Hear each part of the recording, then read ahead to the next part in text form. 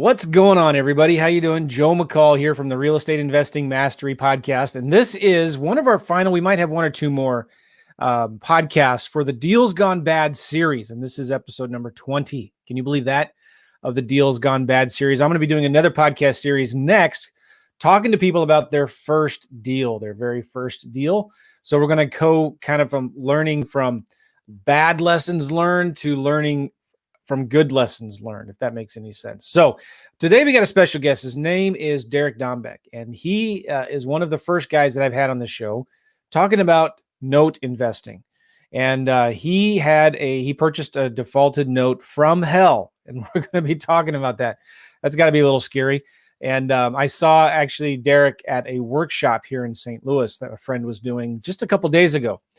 And so we're going to be talking about Derek some more, talking about his defaulted note that he bought that came from hell. So that'll be interesting. Maybe a little depressing. We'll find out. But here's the whole point of why we do this podcast series. I've talked about it before. Sometimes it's best to, we learn. The smart person learns from their own mistakes. The wise person learns from the mistakes of others. Wouldn't you rather learn from other people's mistakes so that you know what to avoid, you know what not to do next time, right? And you can avoid those same mistakes yourself. I'm going to be turning this podcast series into a book called How to Lose Money in Real Estate.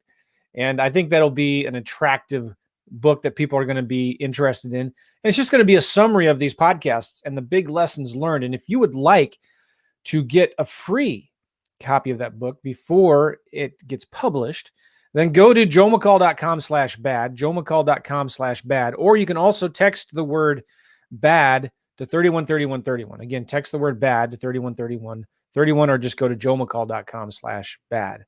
All right. So with that said, let's bring Derek on. Derek, how are you, sir? Doing good, Joe. How are you? Good, man. Nice. Where are you from right now? Or where are you right now? I live in Wisconsin, small town right in the middle of the state of Wisconsin. Cool. And my business partner and I run our business based out of Green Bay, Wisconsin. I love Wisconsin. I've been there at least 5 or 6 times, and I've spoken at the Appleton RIA, the Wisconsin RIA, the Milwaukee RIA, at least once or twice. And I love going to the what's it called, where the big water parks are. Oh, in Wisconsin Dells. Yes, Wisconsin Dells. Beautiful. Yep. All right. So, Derek, how long have you been in the business? Started in 2003, and like many people, I started off just buying some fixer-upper rentals, and then kind of got into building new construction in 2004 and 5 and 6, and then took the big plunge in 2007 and pretty much lost everything I had, and then some. Welcome to the club. Yep, it's a big club. It's a very big club. Do you think we'll see those days again? I think we're going to see glimpses of it in the not so near future. I don't think it'll be to the extent of 07 through 09, but I think a lot of people are going to get hurt. Yeah. So. Okay. So what you survived, obviously. Did you go back to a job, or did you, were you able to? Yeah. Fortunately, I did not leave my job by that time. So my wife, Tracy, and I built up about a $4 million portfolio in our first couple of years in business. We were up to about 29 doors total, but the majority of the properties that went bad were in Florida. So I was holding cash flow properties in Wisconsin and building spec homes in Florida. And spec as in speculation? As in speculation, as in nothing could possibly ever go wrong. I'm God's gift to real estate investing because I'm a newbie with 2 years experience. Derek, aren't you seeing a lot of people like that today? Oh my God, Joe, it makes me so nervous when I see people taking out HELOCs against their personal houses and, thinking that they're too big to fail. And I mean, I got that t-shirt. I wore that t-shirt. I don't ever want to wear it again. So it makes me very nervous. I think there's a big lesson just right there, Well, I love the series that you're doing for that reason alone. Yeah. Yeah, because if you've been in the business for, I don't know, the last 8 to 10 years, everything you touch turns to gold. It's hard to lose money. And, it's easy to put yourself into this pedestal thinking, man, I got the golden touch. Anything I touch works. And this real estate investing business is easy. Properties, I'll always make money. Well, that's just not the case. And what I see right now, Joe, honestly, everybody is bankable. Everybody's getting these cheap interest rates. People that are, I'm in my mid 40s. People that are in their 30s or younger don't know what any interest rate above 5% even looks like. And they're going to freak out when things go back to what I would consider normal. When I started, 8, 9, 10% was normal for a 30-year fixed. So when we got our butts kicked, we were 100% bank financed. Mm-hmm. After we climbed back out of that hole, I have not used a bank for a piece of investment real estate since 2007. Yeah, good for you. Me too. That's our focus. Me too. Amen. Yeah, for sure. All right, so Derek, what have you been doing since then? So myself and my business partner established a fairly sizable hard money lending business. Primarily, we lend throughout the state of Wisconsin. And we do broker some deals in other parts of the country, but our focus is in the state of Wisconsin. And so we run a full-time lending business. We also run a full-time flipping business, which does lend well to our borrowers because we help them structure deals. We help them overcome challenges if their flip is going sideways, especially since we're the lender and we don't want them to fail. We want repeat, customers. And then recently we've opened up a couple of national mastermind groups. I lead 3 national mastermind groups at this point. And I still run our local RIA group. Been doing that for 8 years. So I've got my finger on the pulse as much as I can. And most recently, we took over a cruise, an investor cruise that friends of mine put on for the last 8 years. Wow. And that was supposed to go out in January, and Royal Caribbean had to cancel it. So we're restructuring for January 2022 for the Generations of Wealth Voyage to leave, and looking forward to that. So cool. A lot of your friends are speaking on that cruise, so it's going to be good. I didn't know you were doing that. Yep. So we'll wrangle Sean in and a couple of your other good friends, and who knows, maybe we'll get you on that boat too, Joe. I'd love to do that, but I couldn't do it without my family. And I know I didn't pay you to say this, Joe, but the Generations of Wealth Voyage, the reason it got that name is because we're encouraging people to bring their kids. And we want people, especially ages 10 through 17, where kids can sit in on our sessions free of charge. And the reason that came up is because I took my daughter the last 2 years. This was the Captains of the Deal cruise. That's what it was called in the past. And I took my daughter first when she was 12 and then when she was 13. Nice. And my friend Bill Cook had her up on stage several times during the week. And she has got such a different outlook now on her future. And the point of this, it is for adults. It's a networking and advanced strategies cruise. But we want our kids to start building their network while they're in their teens. And when they get out of high school and go to college or whatever they choose to do, they've already got this awesome network, which you and I and a lot of our friends are now building in our 30s, 40s, and 50s. But think of the advantage they'll have. So that's definitely our focus. Well, that'll be interesting. I'd consider it. We can look at it. Got to get my wife, convince her to go, though. I don't know if she'd want to go if there's other people that we know. When we take our vacations, it's like we don't want to know anybody. It's just family, no friends, no other family outside of ours. And I like that. But anyway, where can people, if people are interested in that cruise, where can they go get more information on that? It's just GOWvoyage.com, which stands for Generations of Wealth Voyage. So GOWvoyage.com.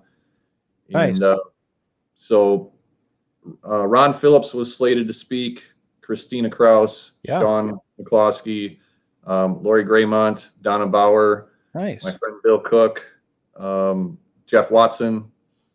And so they're all committing to come back on in January 2022. And obviously we got to see what happens with the cruise industry. But as of right now, that's the plan.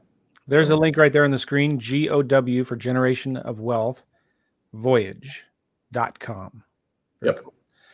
All right. So what do you mainly do now? Is it mainly lending and note investing, things like that? Lending is the focus, primarily short-term, hard money to landlords and flippers. Mainly in Wisconsin. Yes. Okay. Yep. All right. And you purchased a defaulted note from hell. First of all, explain why would you purchase default notes? What's the attraction or lure for purchasing bad notes? This goes back to November of 2014. And so we had never purchased a note before. But we were already lending. We've been lending since about 2010. So we're originating notes. We understand the space, but really I wasn't seeking this, Joe. It found me. And it found me through a friend of mine. His name is Jerry. Jerry was literally the guy I bought my first 2 duplexes from in 2004. And we just became close friends. He's in my backyard. And Jerry calls me up, November 2014. Jerry and his wife had moved to South Carolina. So their kids and their family are still in Wisconsin. They kind of commute back and forth.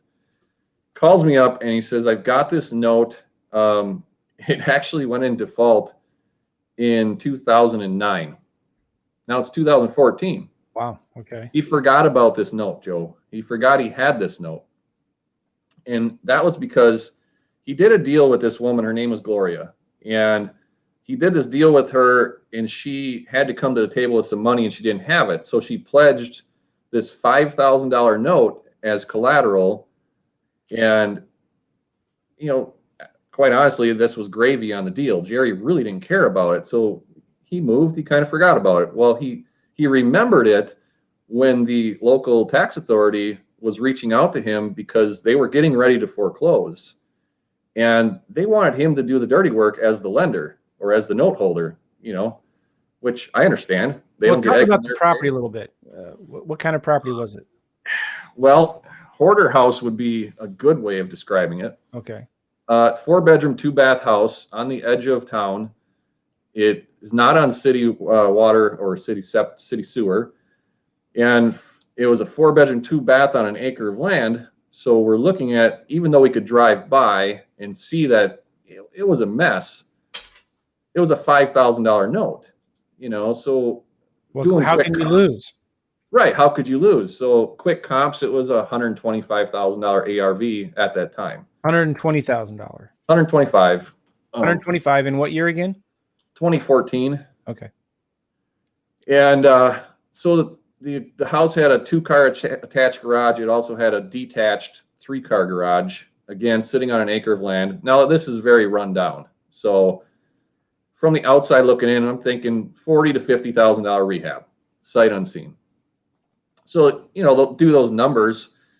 The note value at the time I bought it was $8,900. I bought it from Jerry for $4,500. So now, when you say the note value was $8,900, do you mean that was what was owed? Yeah, with interest and penalties, and there's no other note. Nope, this was first position. Because it was free and clear when Jerry did the deal, she just didn't want to pay her taxes. Sounds like a good deal to me so far. Right? That's what I thought. No. So I called up the treasurer and talked to her about what taxes were owed and would she give us time, because in Wisconsin it takes a substantial amount of time to foreclose. And she said, "Yep, we'll give you all the time you need, because then they don't have to do it." So there's 5 years of back taxes plus penalties, which is pretty common in Wisconsin. They don't foreclose until about year 4 or 5. Okay. And so that totaled $18,621 in back taxes. Oh, wow. So obviously I've got to pay that when the time comes. $18,000. Yep. And again, you're thinking that's not a big deal because. Right. Yeah. I got round numbers. I got 5 in the note. I got, $18,000 in the taxes, and I got to pay an attorney, $2,000-$3,000 to foreclose. This is still a viable deal. And so were you thinking at the time you would be doing the rehab yourself, or were you thinking I'll just sell it to an investor who'll do it? Either way, at that time we were doing a lot of rehabbing. Now I tend to cherry pick and rehab the really, really good ones, and I wholesale off the rest. Okay. And ideally give them the loan to buy it from me. But so again, on the surface, this looked good. Well, I got a hold of Gloria, and because I want to sit down with her and see if we could just work this out. Much She's easier. the person living in it. Yeah. Yep. So I quickly found out Gloria is an alcoholic. She's a hoarder, and she's got some medical issues. And she just flat out said, "I'm not leaving until you force me out." So that was an abbreviated version of the story, but that was the end result. So we filed the foreclosure in January of 2015. Took until October of 2015 when I finally took it to sheriff's sale.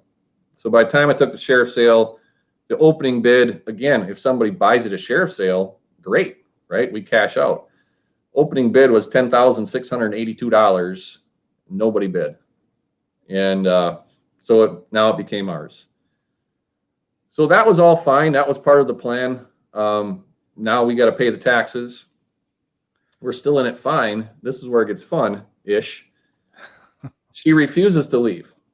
So now I have to get a writ of assistance from get the sheriff out there, give her more time to leave, which took about another 10 days. And in Wisconsin, as you know, it starts to get chilly, and it's November. We got a lot of exterior work to do, and we need her gone. So I meet the sheriff there, and I just stayed out of his way. He escorts her out of the property, and he said, "You can take some stuff out of the house, put it on the lawn, and come back for it later." He was being very nice to her. And I remember to this day, I was on the phone, which is pretty common for me, sitting in my truck, and the sheriff comes up and he taps on my window and he says, "Have you been downstairs yet?" And I said, "No, I haven't entered the house. I'm just staying out of your way." He says, "You better go take a look." Well, I get to the top of the stairs, hit the light switch, lights don't work. So I take a flashlight. There's 16 inches of standing water in the basement. And it's wintertime. It's coming on winter. Yeah. So I said to Gloria, as she's, taking some of her treasures out of the house, and I mean treasures, I said, "When was the last time that this was pumped out?" And she said, "Well, it's been about 2 years. There's a pump sitting at the bottom of the steps. It works, but they would burn out." Essentially, the house is sitting on a swamp, and the sump pump, I found out later, runs about every minute and a half. Holy smokes. So we got 16 inches of water, and then as I get to the bottom of the stairs, I'm just shining a flashlight. The whole basement is black mold. I mean, it's thick. Remember I said she had health problems? She's got asthma really bad. I wonder why. Oh my gosh. So I'm looking around. The furnace is submerged in water. The water heater has floated, picked up, and tipped over and ripped the wires out of the wall. It's on its own well and septic, so the well is submerged, the wiring for that, and shorted out, and has been for a long time. So what Gloria was doing was going to her daughter's house and just bringing back, gallons of water for her water usage. And then she was using space heaters in a hoarder house with paths. I mean, you're talking, just watch the TV show Hoarders. That's what this was, right? So just when you think it's bad, it gets worse, Joe, because I walk around the outside of the house and the septic tank is collapsed. There's just a big depression in the ground where the tank is supposed to be. And I know for a fact she's using her toilet because she's dumping water, gallons of water into the toilet to flush it. Somebody went in that basement, took the clean out cover off of the septic line, and she's been dumping raw sewage into her basement for a couple years. Oh my God. And it's bad. Oh, come on, Scott. Look at this. There's this guy, Scott. He says, "I used to date Gloria." No, you didn't. She was a hottie, Scott. Good job. Wow. Okay. So it's getting bad to worse. It's getting bad to worse. So I went to get a big, what we call a ditch pump. It's basically just a big 2-inch discharge pump. We got it pumped out, but now we're at the point where the sump pit, again, it fills up every minute and a half. So we just kept pumping and pumping, and I hired a clean out company, and they started on the upstairs. They started in the garages. We had 4 40-yard dumpsters out of that property. And then we got to the sewage. And, of course, I got rubber boots on. I'm walking around down there because I have to get pumps in there. And my clean out, trash out company, we got to the end of what, we agreed on a certain dollar amount for him to trash this out. He got to the basement and he said, there's no way I'm doing that. Wow. So you're looking at the guy that had to deal with that. So you couldn't even find a contractor to clean the basement out for you.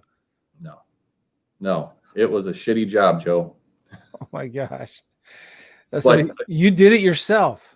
We were fighting the weather. We were fighting the clock. I had to get this under control before, because it was already at night. It'd be 10 degrees, 0 degrees. You couldn't even pay the guy double his normal rate to do it. He wouldn't touch it.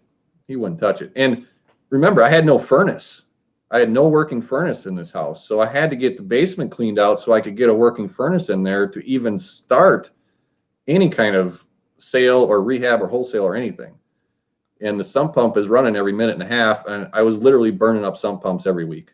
So I understand why she didn't want to keep it going. So at the end of the day, we got it cleaned out. I was not going to rehab this house. You got it cleaned out. How much were you in it by then? $1,000 to the trash out company, probably $750, $1,000 to the, just for the dumpsters. You couldn't even pay. You couldn't you have paid them like $5,000 to clean out the basement?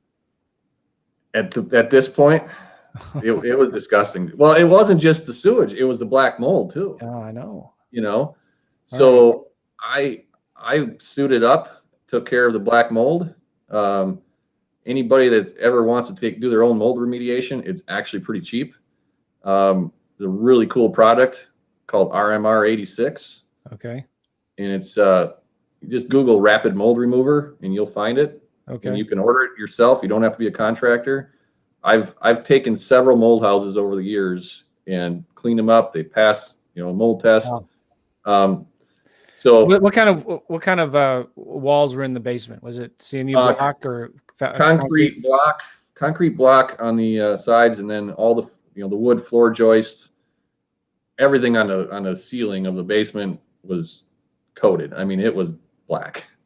Wow. With all that water, though, was the foundation damaged? And it wasn't. That was the thing. It was a pretty decent foundation as foundations go in Wisconsin, because we certainly do have a lot of frost and heaving and things that can happen. Sure.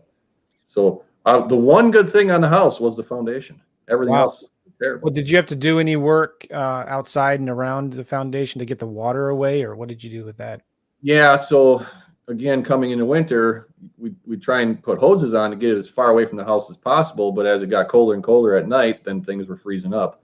So we just essentially made with pipes and with some cement blocks and stuff, we set a ramp to get it as far as we could and get it to go to the ditch near the road. So once it was at the ditch, then it would flow away. But all this, on a $5,000 investment, Joe. So how much money were you into it by this time? You got the basement cleaned out. You did it yourself, pretty much. Yeah, with the foreclosure costs, with the attorney buying the note. At that point, I was in them for about $12,000. Okay. Which still, the headache factor is not included in that. No, and this as well as I do. What is that taking away from what I should be doing? Like, I shouldn't be slopping sewage. It's opportunity cost. It's like you could be spending that time and energy finding other deals. Yeah, well, those lessons are learned now, and now I wouldn't touch that with a 10-foot pole. But all right, so let's talk more about this deal then. What happened? You cleaned it out. The basement is good, and you're in the middle of the winter. Yeah, so I was not going to rehab this house at this point. If I had to pay to get rid of it, that's what I was going to do. Fortunately, I was still in communication with the treasurer, and she was okay with me not paying those taxes until I found a buyer, which was great because that was $18,000. I didn't have to come out of pocket. Yeah. So we started marketing it, and I had a lot of showings. You were marketing it to who? Just to anybody that would buy it. I mean, I'm trying to wholesale it to an end user, another investor, a flipper, anybody that would look at it. Did you put it on the MLS or just I did not put it on the MLS. But again, running my own RIA and having the network in central Wisconsin, I had plenty of people that were interested in looking at it. I did not have plenty of people that wanted to take it on. This is a huge project. So what were you trying to sell it for? What price? 40 grand. Okay. So in the end, I found a cash buyer. It was a gentleman who was going to cash in his 401k. He wanted to live there. So he was buying it with cash from his 401k and then going to rehab it himself. Wow. And I met him at his current house, which was about an hour and a half north of us.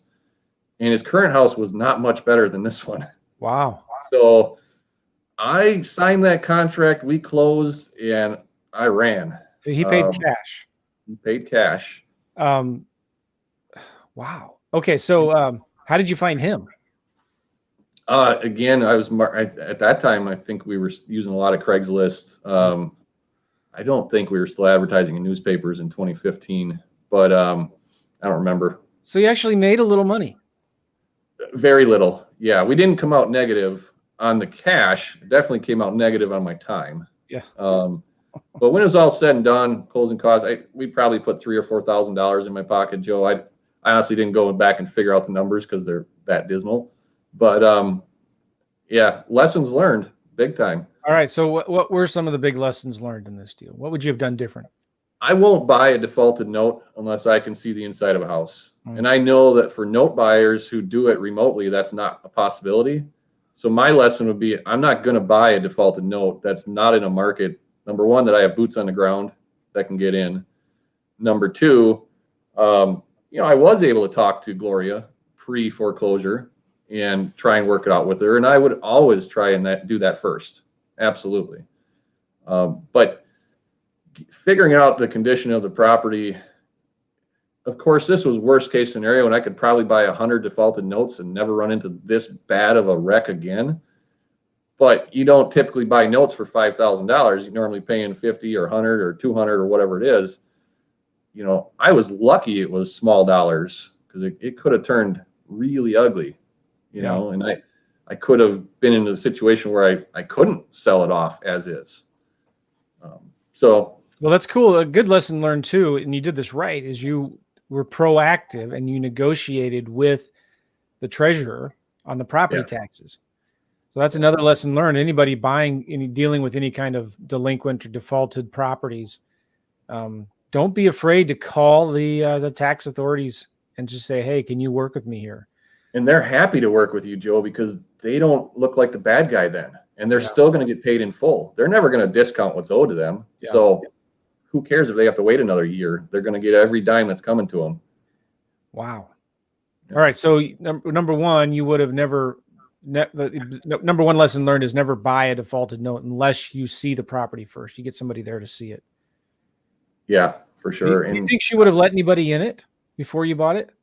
No, I don't, because I tried meeting her at the house and she wanted to meet me at a coffee shop. So no, and part of that was embarrassment. Yeah. Because she was a hoarder. Part of it was she literally was intoxicated all the time. I mean, there was more empty booze bottles in that house. She was just drinking away her pain or whatever her deal was. So doing this again today, you would still pass on the deal if you couldn't see it?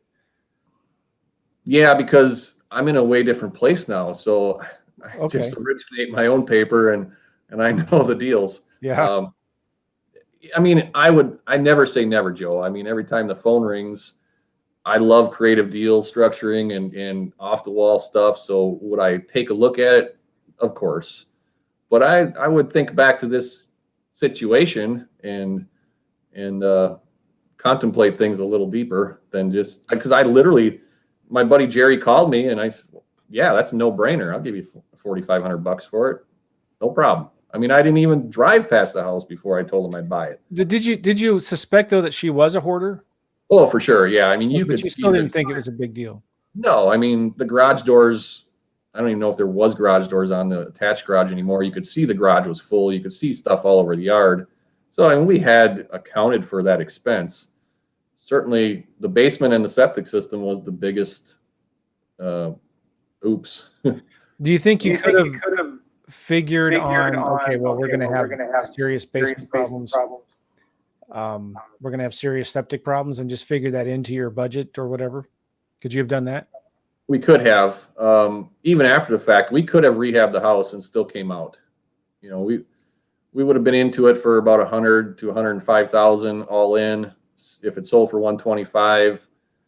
But after closing costs, realtor commissions, I wasn't going to do all that work to make 5 or 10 grand. Yeah. It just, you know as well as I do, that those numbers don't compute anymore.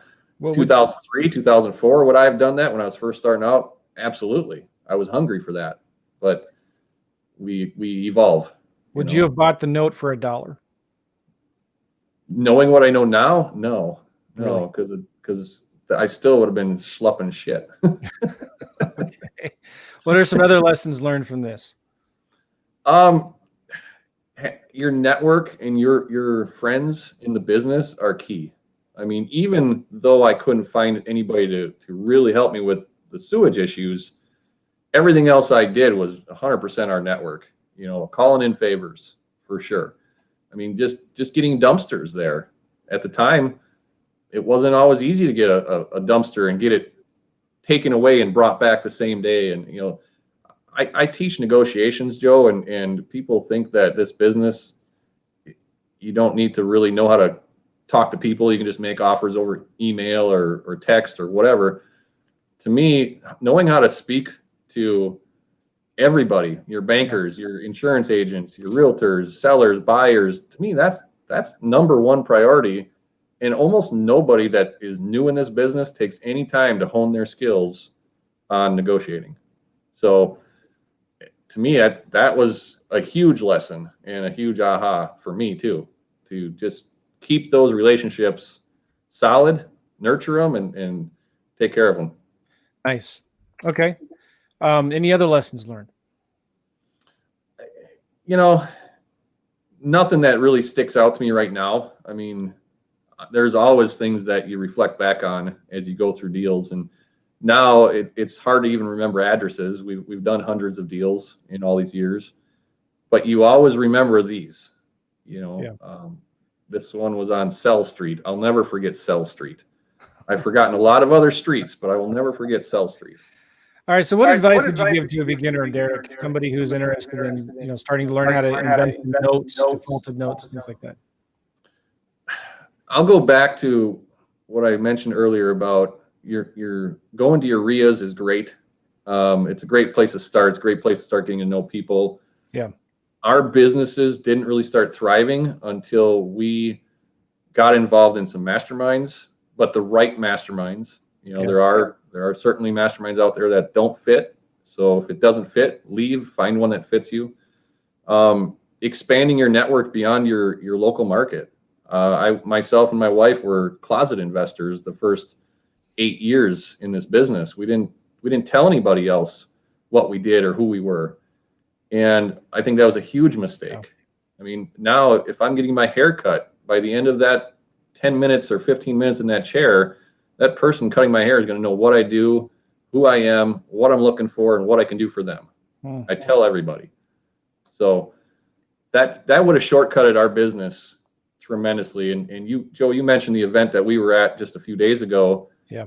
You know, sitting in that room with the caliber of people, and I don't mean caliber from net worth, I mean caliber from integrity and morals and ethics, was huge. So yeah, it was a really good meeting. Some of you are wondering what we're talking about. Sean McCloskey did a speaker training workshop, 3 days. And were you there the whole 3 days? Yeah. Yeah. It was really, really good. I can't agree more, man. Getting involved with a good mastermind. And you know, if there isn't one in your city, start one. I started one for local wholesalers in St. Louis probably about 4 years ago or so. And it was invite only. We only wanted to invite people that were already doing deals.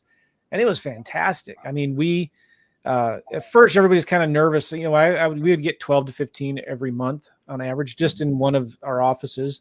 And, but by the end, every single session, every time we met for 1 or 2 hours, people were sharing. They felt like they would say this all the time. I can't believe I'm sharing my secrets. They would say things like, don't do that. Don't put signs in this neighborhood, right? Or somebody would have a deal they're looking for a buyer for. Somebody has a buyer they're looking for a deal for.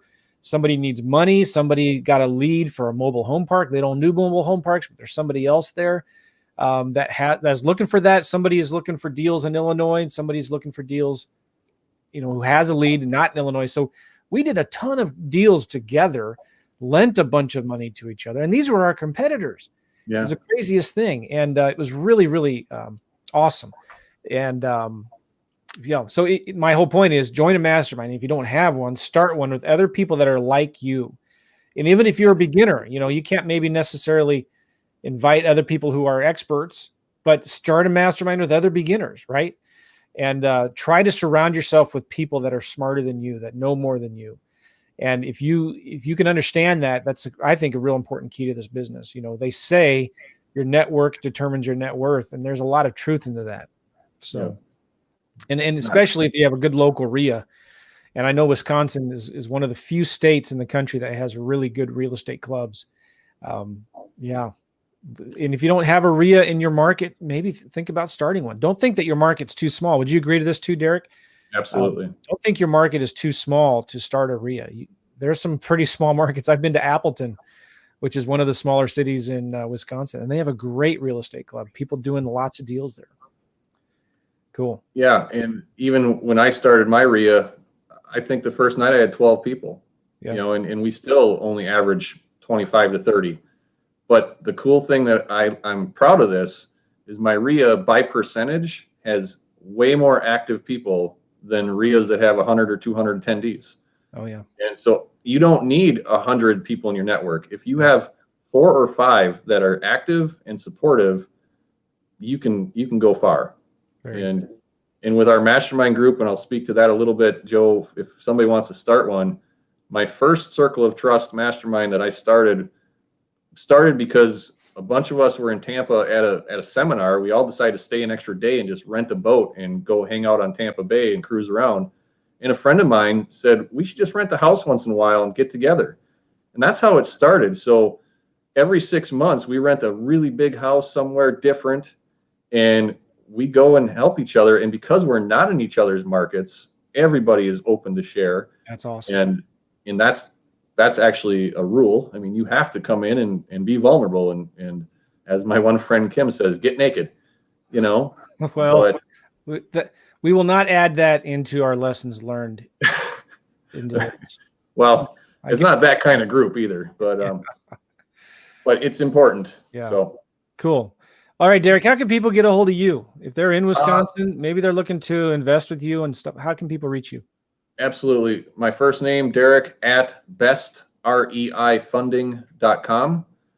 And if anybody ever wants to just talk about deal structuring, I mean, no charge. I'm not trying to make anything off it. I love creative deal structuring. And anybody's interested in how I run my mastermind, whether you're looking to join mine or just want to know how I started mine, I'll tell you. And of course, the Generations of Wealth Voyage. Keep an eye on our website. We do have to update it for 2022. The ship is already booked. We just have to get everything updated, but keep an eye on that. And I just really appreciate you having me on, Joe. And it's always a pleasure seeing you. Derek, thank you very much. Again, your email is Derek, DEREK, at bestreifunding.com. Yes, Derek sir. at bestreifunding.com, and also gowvoyage.com if you want information about the cruise. And maybe 2022 I can do it. We can talk about that. But cool. January 15th, Joe. Put it on your calendar. January 15th. We'll see. And Sean's bringing Jen and the kids. So is he? Then I'm not going. No way. Forget it. That'll be all right. He's off if you're on. How's that sound? If he doesn't go, I'll go. All right. Thanks again, Derek. We'll see you. Take care. Don't forget, everybody, if you want the links and the show notes from this episode, the transcripts and all of that, go to realestateinvestingmastery.com, realestateinvestingmastery.com, and just do a search for Derek in the little search bar, and you'll find this episode. If you want the book that I'm going to be coming out with soon, How to Lose Money in Real Estate, we're going to be talking about this deal, go to joemccall.com/bad and get the notes from this episode, or text the word BAD to 313131. And you'll get on my email list when the book is available. You'll be the first to know about it. And we'll see you guys all later. Take care. Thanks again, Derek. Thanks.